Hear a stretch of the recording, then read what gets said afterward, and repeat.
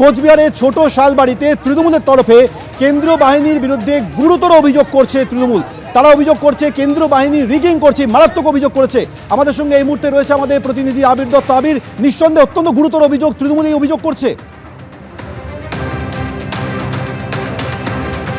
দেখো, স্পষ্টত তোমায় যেটা অভিযোগ তৃণমূলের তরফ থেকে করা হয়েছে সেটা জানাচ্ছি যে বিজেপি এখানে রিগিং করছিল এবং কেন্দ্রীয় বাহিনী তাদেরকে সেটা দেখেও কিন্তু তারা কোনো রকম কাজ করছেন না এবং কোট আনকোট দালালি করা হচ্ছে, এমনটাই অভিযোগ তৃণমূলের।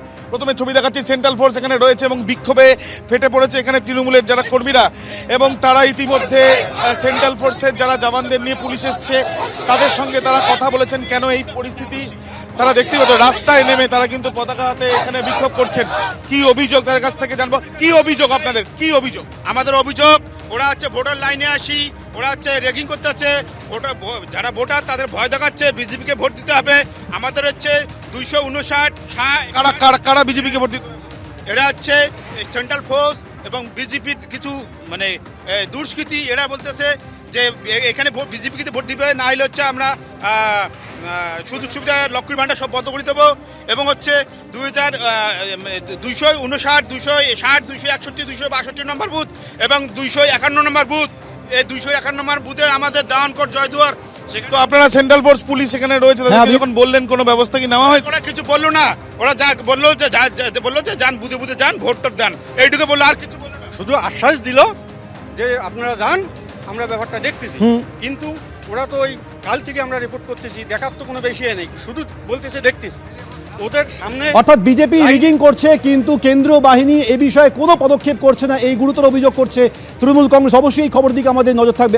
এবার বিজেপির পান পলিটিক্স আমরা দেখতে পাচ্ছি। মাথাভাঙা 2 নম্বর ব্লকের একটি বুথ থেকে কিছুটা দূরে বিজেপির বেশ কয়েকজন কর্মীরা এখানে বসে রয়েছেন এবং তারা কিন্তু এখানে যারাই আসছেন তাদের পান দিচ্ছেন। পান কেন? পান মানুষের সেবার জন্য। চা পান।